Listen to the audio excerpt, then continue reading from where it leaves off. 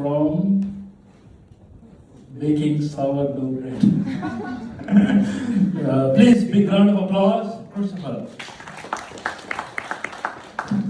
Right, so just to start off, I don't have a beautiful presentation, I don't have all of this, but what I have is vibes. And what we're trying to avoid in today's day and age is we have gone from vibe coding, right, most of us know, to vibe engineering. And I've been thinking about this problem for a long time. I was a traditional engineer, right? I was using Linux, I was using Arch Linux, i3, custom Windows Manager. For our non-techie friends, this is very nerdy stuff. I love my computers. So in the time I was on the tube, I was talking to my OpenClaw bot, and I built a little script. So I'll be looking at my phone. So thank you, OpenClaw. So just to start, we're going to do a little bit of a raise of hands thing going on. So who uses Claude Code? Who uses 2 Claude codes at one time? Anyone? Okay, next question, what do we think? Who uses 3 Claude codes at one time? Okay, we're gonna do a little bit harder. Who uses 6 Claude codes at one time? Personal record, anyone? A couple? 10 at once, actually doing work, not just reading logs? 10? Cool, awesome. You can see where this talk is going, right? So, generally, it matters that everyone works the way they like with using tools that they like. So everyone's journey to AI-assisted dev looks different. Some want GUIs, beautiful looking stuff like Conductor or by Kanban, and some want pure terminal, like myself, a bit of a purist or Linux nerd. But there's no wrong answer at all, right? But today's talk is why I eventually chose to ditch the UI and head back to the terminal. So, I talked about my roots, and I'm going to talk about my TUI. So this is more of a sort of explanation on how I got to where I am. So it's a bit of a story, right? We love a story. So I was using a Claude code, I was using Cursor when it first came out.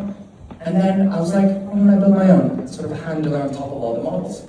So as you can see here, we have our lovely Claude Quick, love the name. And it's a TUI. So what does this mean?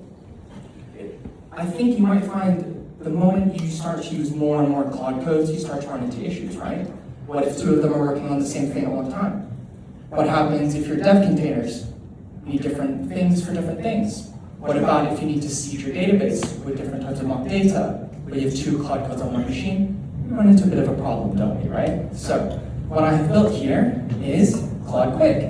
It allows you to choose any project you have. So, for example, I used Claude Quick to build Claude Quick. We can do a bunch of stuff, right? Change the theme, keybind, dark mode, looks great. We can also pull up our issues. So what it does is it makes a query to our GitHub issues, which you can see right above me, and it shows all the different statuses of everything we have. Open issues, closed issues, issues we're still working on. And what it allows you to do, in theory, let's see if it works, you can create a work tree directly from here. So that's my password, which I will not give. Let's close this quickly so don't say that. If it works, or did it crash? No worries, don't worry. But the point being, when it does work, with tail skills working, you can spin up the sessions really, really quickly and go from a GitHub issue directly into a work tree, directly into a dev container, right? That's great. You can see it doesn't work very well because I didn't like it, right? I'm a purist. I want low friction in the tools I'm using, right? When I click a button, does it feel good? It's the things that engineers can't explain, but that's why we have designers and product engineers, right? So, I decided to build Antler. So let's quickly npm build. Sorry, one sec.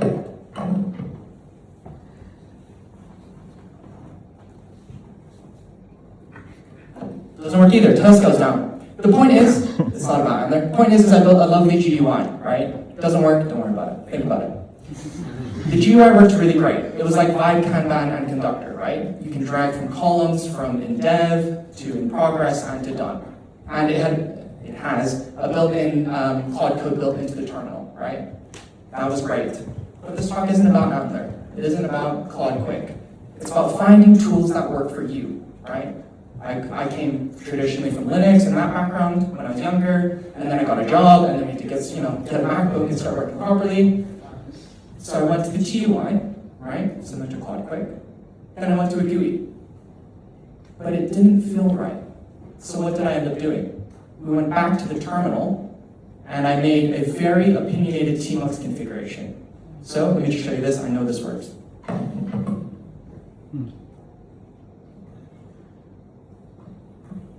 So what we have here is something I use on the daily, that's why it works. So you can see, all I'm using is Claude code plus tmux.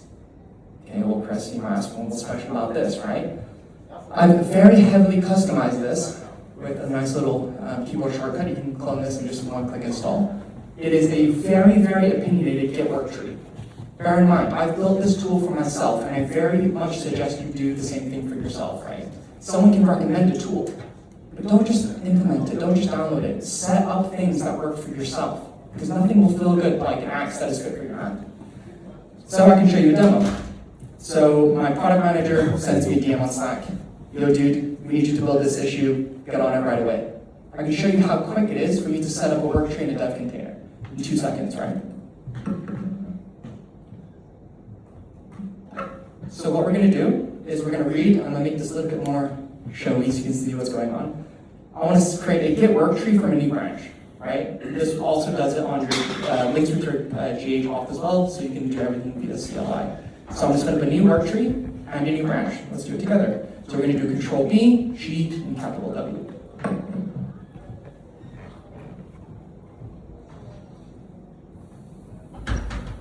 And what it's popped up now is a new branch name. What does it mean, guys? It's the name of your branch. Obviously, we're going to follow good GitHub conventions and say specify. So say I want to work on an issue called update the UI, right?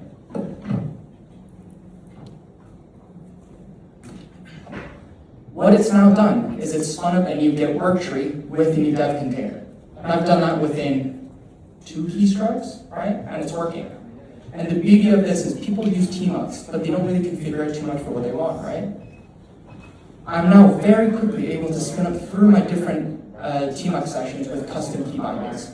So there's now a new work tree and a dev container as well. And if I pull up my Obsidian notes from OpenCore, let's see what it says. The whole point of the talk is it doesn't matter what tool you use. I get this as a Claude code talk. I don't care if you use Codex. I don't care if you use OpenCode. The point is what will help you become someone that has high leverage in this industry is building things that work for you that fit your hand. Ideas have always been cheap, but execution is even cheaper now. If you see a cool app like Granola, or Glia, or any of the other cool ones, build them yourself and fit it for your hand. Execution costs nothing. You can set up OpenClaw on OpenRouter and get Minimax 2.5, and it costs you 30 pence to build literally an exact same configuration file. This is more of a talk to show I've come full circle, right? I've gone from Linux, I've gone to a TUI, to a GUI, back to the terminal. I might go back to GUI, who knows? You might use Conductor. But the point is of the talk is the best interface is the one that works best for you. Build tools that get out of your way. Thanks, everyone.